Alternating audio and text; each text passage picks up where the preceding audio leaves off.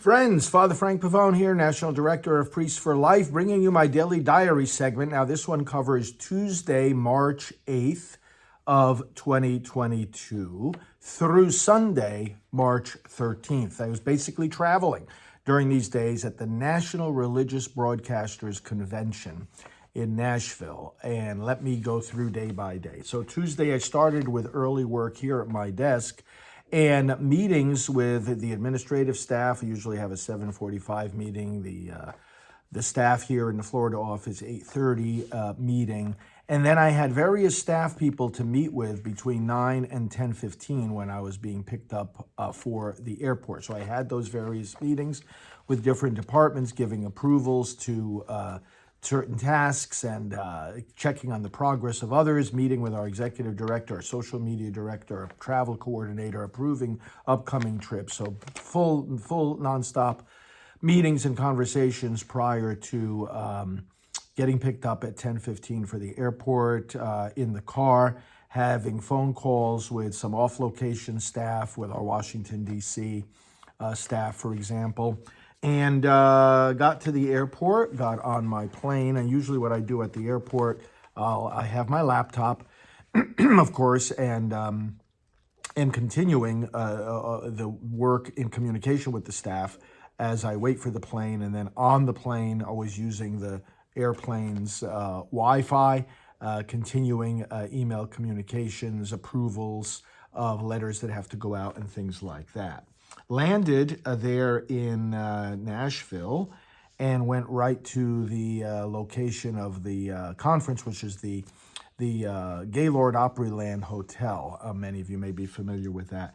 And as soon as I got there, began networking with people. And as I was waiting for my room to be ready, being there in the lobby, networking with other leaders, broadcasters who were arriving. This is a group of broadcasters, Christian broadcasters, not so much Catholic. They have their own conference, but these were Christian broadcasters from throughout the Christian world, and they know me, I know them, and was greeting them really the rest of the day, because once I settled in, I went over to where the exhibit hall is and where the media row is. So they have all these, the Eric Metaxas show, Charlie Kirk, Larry Elder, Dennis Prager, all these people were there, and the booths are set up where they're doing their broadcasting.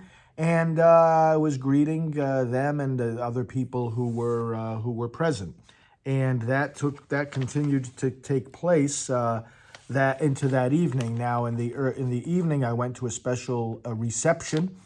Invited by Chris Ruddy, the head of Newsmax, and various other Newsmax personnel were there. And of course, the leaders of the National Religious Broadcasters. So I was there in that evening reception with them, which was very nice to be able to greet everybody. So that was Tuesday, March the 8th. I've got the schedule here from the conference. So Wednesday, March the 9th.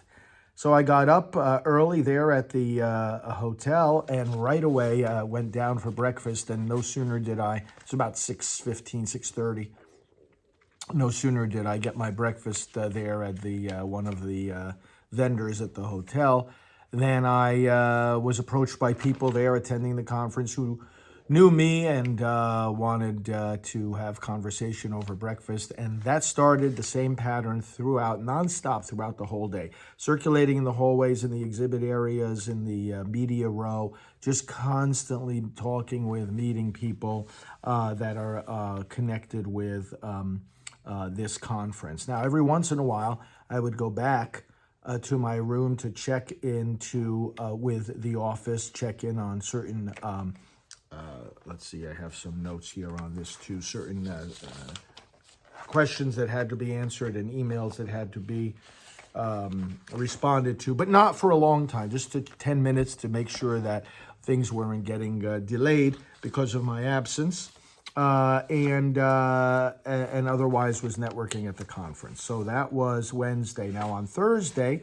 I started the day early in my room with an interview with Teresa Tomeo. Okay, that was a 7:15 interview. I had done some computer work before that, and then went right down and continued networking with the convention participants. At 9:30, I was picked up by an Uber and brought over to the rally site for 40 Days for Life, Nashville. And I was able to pray with those folks for an hour. You may have seen the video we posted on that. I addressed them, gave them an exhortation, met a couple of deacons there who were participating, and of course the local leadership and participants there. Spent an hour with them, then went right back to the conference and continued networking in the exhibit hall. Did a prayer video for the Intercessors for America. They were taping various people saying prayers for America and also prayers for Ukraine. At 1:30, I had to get on the phone with our executive director for one of our regular meetings with the fundraising team, and they were laying out ideas and plans for the coming months. So that was good. I had about a half-hour meeting with them, maybe a little bit longer, and then continued with the other elements of the conference. One of the beautiful things was a dinner with it was a media dinner, as it was called, special recognition to various groups that were there, and a speech by former Senator Rick Santorum. That was nice. I also ran into Governor Sam Brownback, who served in the U.S. Senate, was governor of Kansas, then was ambassador for religious freedom under the Trump administration. I sat down with him for lunch one of these days. Again, just unscheduled, meeting him there on the convention floor, and it's always good to run into him. Then that was on Thursday. So then on Friday, they started out early at the conference with the Bot Radio Network breakfast. So we all gathered together for a 7 a.m. breakfast. Bot Radio is one of the radio stations that we've been on for many, many years. We know Dick Bot, the founder, his son Rich, who heads up the network now, and they were there and with many, many people. After that breakfast was concluded, I did some more networking and then went over to do a 10 o'clock interview with the D. James Kennedy Ministries. They had it set up in a suite there in the hotel. They interviewed me.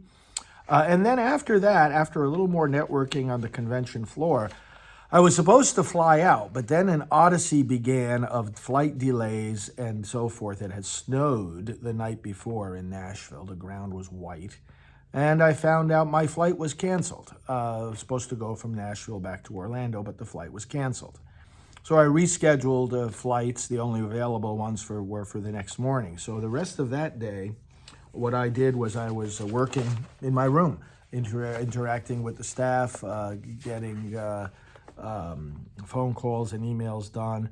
On what things? Well, planning for the Day of the Unborn Child, March 25th, posting various updates on the website, that is, approving or suggesting to our team what to put up there. They're, of course, doing the technical work, approvals of brochures that we are updating. I took the opportunity to approve some of those brochures, letters going out, got the prayer booklet. Our new prayer booklet came out, In the Power of His Spirit, preparing for the Trump rally also to take place Saturday night.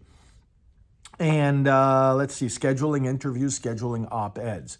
These were some of the things I was doing via email and phone with our staff, phone calls with our videographer, who is preparing programs for EWTN that we taped here. So I had an update call with him about that, calling our chief technology officer as well, having an extensive update meeting with him. And that brought us to the end of Friday. So Saturday morning, I was supposed to fly back to Orlando with a connecting flight, and found out that my connecting flight going back to Orlando was canceled. So I ended up being there in Pittsburgh.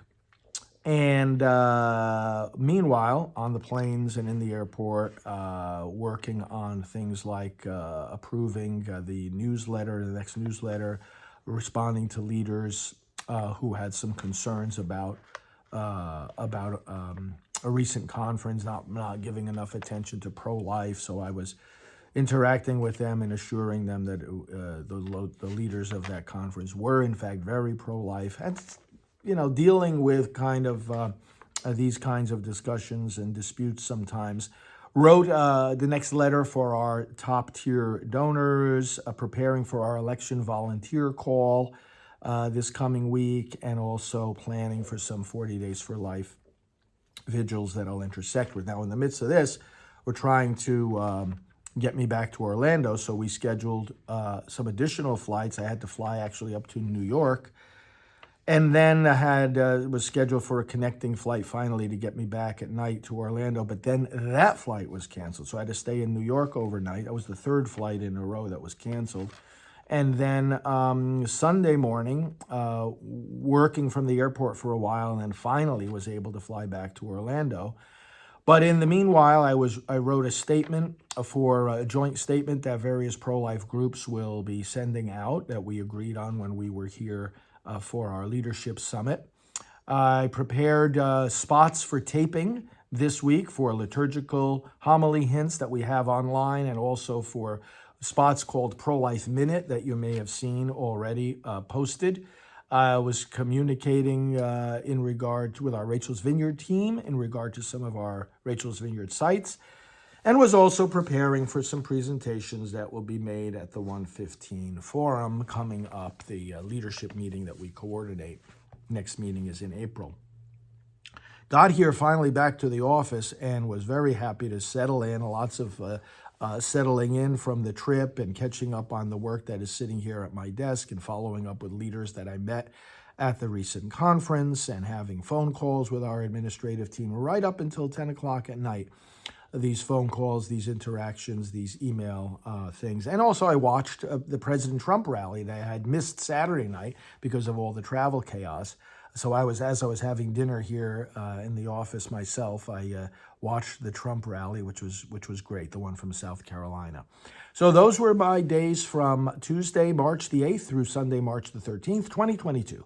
Thanks for keeping up with these daily diary updates. Glad to let you know how I'm spending my time, energy, and resources to advance the pro-life cause. We will talk to you soon.